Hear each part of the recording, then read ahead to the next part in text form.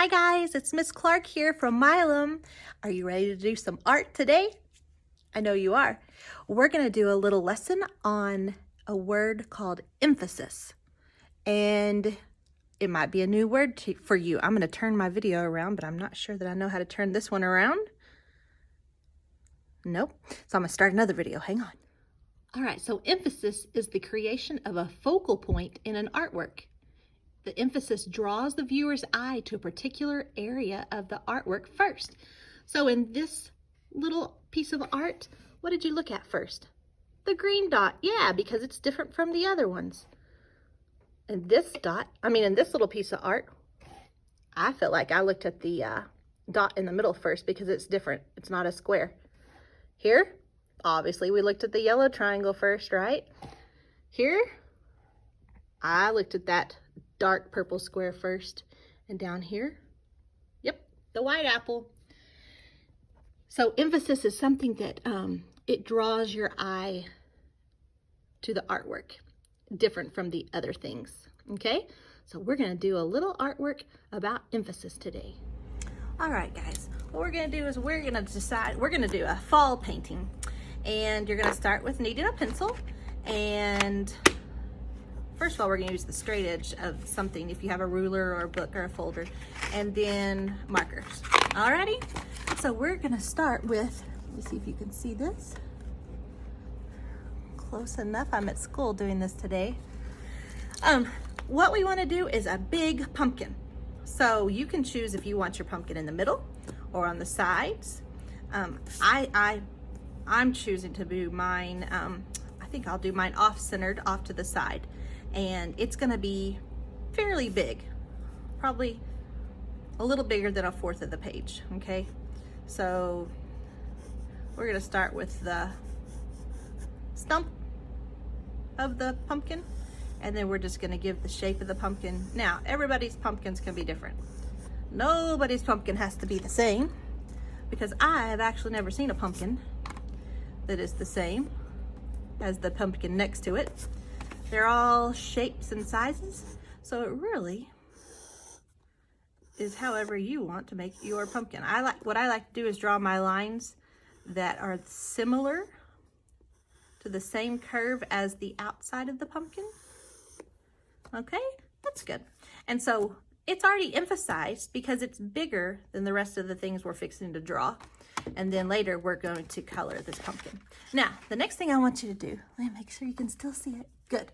Oh, you probably can't see it because I'm not doing it in Sharpie. Let me do it in Sharpie so you can see it.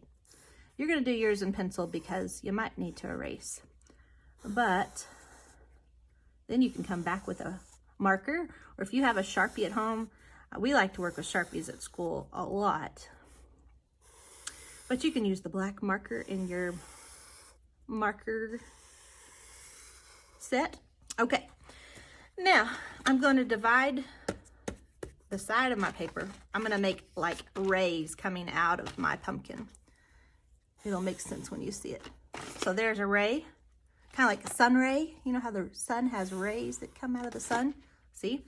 It's like our pumpkin is radiating. So I've got 1, 2, 3 sections. 4 sections. We're gonna try to make 8 sections, but if we don't quite make it, it's okay. Here's 5 sections. Here's 6 sections. Oops, I hit the camera. And then 7 and 8. Okay. So let me see if you can see that. Yes. Okay. So in each one of these sections, we're going to put a different piece of fall. I'm going to give my stump some texture, make it look like wood. Okay, so we can add different things in each section that remind us of fall. So one of the things that we like to have at my house, candy corn. Anybody have candy corn? Yep, I bet you do. So with your pencil, you're gonna draw candy corns all inside, and we want them to be connecting, okay? And you can make them facing different ways. Remember, they're triangular in shape. And you can start at any one of these sections you want to. If you want your candy corn over here, awesome. I just thought I would start over here with my candy corn. So candy corns are pretty easy to draw. They're just little triangles that are kind of curved and then divided into 3 sections. So we're going to go ahead and put candy corns all in this section. I may come back to this so y'all can see me do something else. How about leaves? We see lots of leaves in the fall time. So we can draw, let me make sure you can see it. Oh yeah, you can, good. So leaves, oh, that kind of looks like a Christmas tree. Huh, but that's okay. There, now it looks like a leaf. I'm gonna make another leaf. All leaves can just be any kind of leaf that you want it to be. I'm gonna try to draw kind of small so I can get a bunch of leaves in here.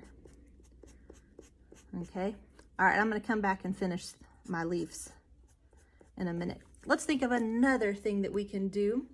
How about a spider web? Spider webs are pretty easy to draw. I think they usually have something in the middle.